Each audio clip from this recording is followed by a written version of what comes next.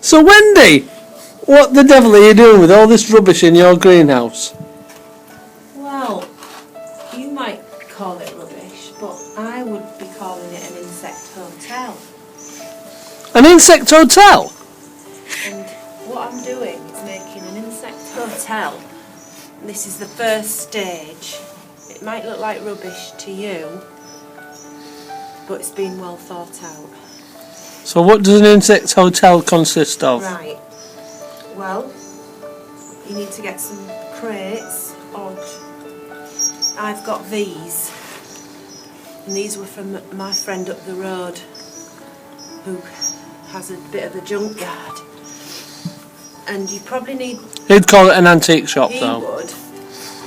They are old. I think they're 1971, but that's good. They'll be rotting a bit. And you've got to just decide how high you want your insect hotel. Mine's going to be 3 stories high. So then you fill it, you cram it with all sorts of things that's going to attract insects. Like, even if it's got like bits of food in, like that smoothie thing there.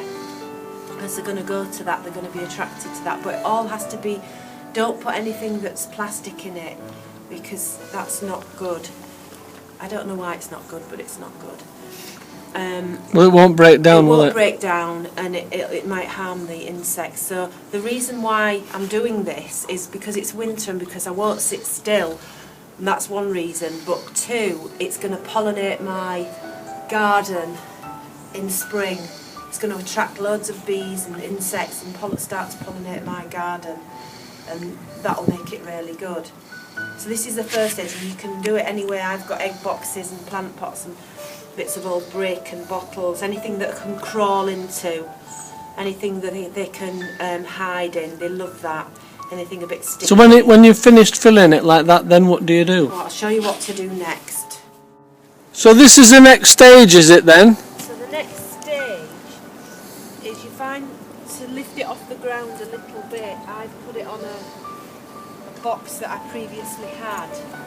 And this is the first level. It's best to put your box down before you fill it with soil, because otherwise you'll find it hard to carry. So I've put it down. This is the first story. This is the bottom rooms in my hotel, the cheaper rooms. Or, yeah, it's not the penthouse, it's the bottom rooms. Basement? Yeah, the cheaper. Well, the first floor anyway. First floor. The penthouse is going to be last. And you fill it with soil. Don't fill it too tightly, and always use the soil around about where you're going to need. So where have you got your soil from then? Well, my soil, if you home in on my problem, is molehills, and they're all here.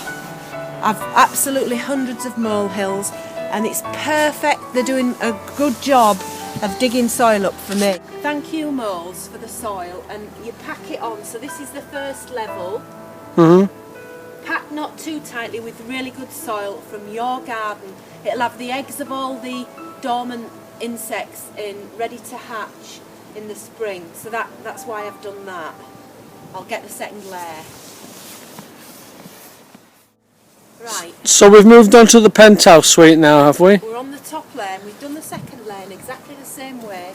Remember that the drainage will come in from the top, so don't overfill the bottom floor, because it'll get full as the rain drips it through.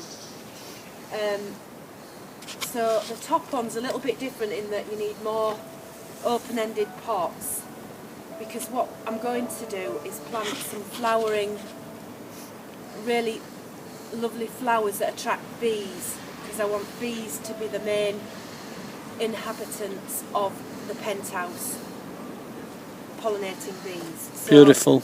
just put a few more open-ended pots in that you can put seeds in.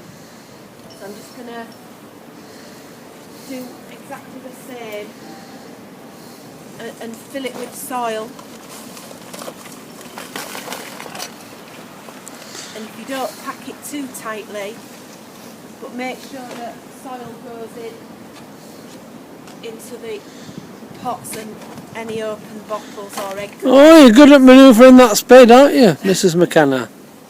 It's a bit big. I would prefer a little shovel actually, and that's what I should have been using. Not a great big tool like got enough tools in my life. Right. So what are we up to, Wendy?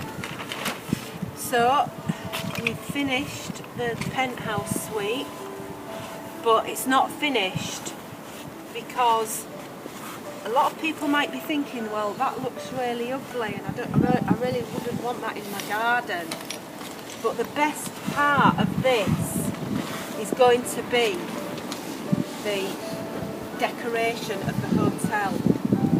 It's going to be the finish of the hotel, and I'm really looking forward to doing that. You can use anything you like. It can be a completely, well, you can go mad if you want to. I'm going to. You're going to go mad? Yeah, you went mad years ago. I'm going to make it an absolute penthouse, and I'm going to make it like one of those really posh hotels that you see in the sea in Dubai, one of those. I'm going to make it all nice. Oh, lovely. But remember that anything you put on it has to be weatherproof. And then soon I'm going to start planting seeds in the top for the bees. Boo!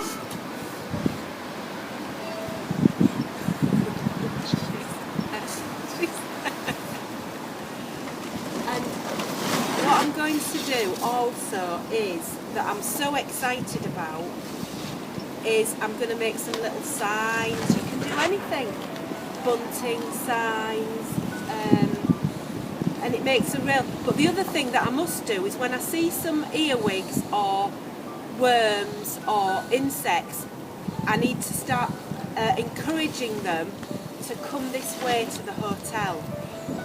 So that is another big job that Sean, you might have to help with as well. Right. Because if you see an insect, you need to manoeuvre it this way and give it a little home and a room and a key so it knows where it's going. Right. Okay, Mrs. McKenna, here we go. Give us a lowdown. So here we have a finished result. Insect hotel, bunting, stick some shells on, make it a little bit pretty, no rabbits allowed, some windmills, whatever you want, the world's your oyster.